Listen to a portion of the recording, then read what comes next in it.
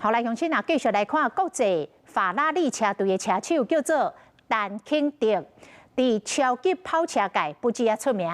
讲涉嫌用电脑修改图片伪造物件，甲美国法拉利的经销商骗钱，骗新台票3亿2800万。啊，因为伊到案了后，承认诈欺甲洗钱，愿意和解，所以法院裁定以5000万来交保。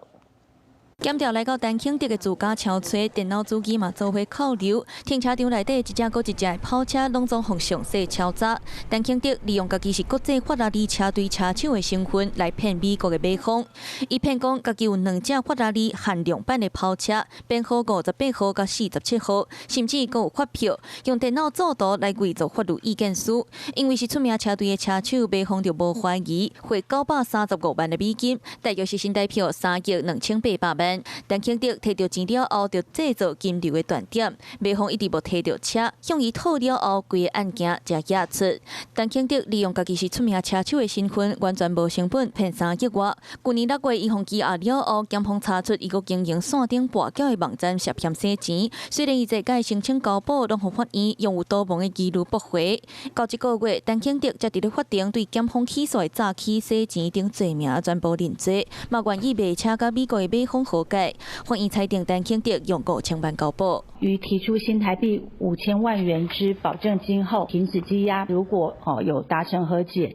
那也会作为本院量刑的审酌。 陈肯德准备甲手头2只顶级的法拉利比赛车卖掉，其中一只是全球罕尼有的 KC23，价值大约是新台票4亿7000万；另外一只是价值大约1亿8000万的 SP3，加起来拢总有6亿5000万，相当于是美方当初汇款的2倍。陈肯德交保了后，互限制住伫咧台中7期的好野人厝，嘛限制出境出海，该挂电子卡扣，定期报告行踪。陈肯德本名陈宗杰，经过伊用线顶跋筊的金流伫咧跑车 界创造车赢的假象，国骗美国的买方3亿2800万，伫咧伊互抓到了后，将诈骗的手法嘛拢总互抓包。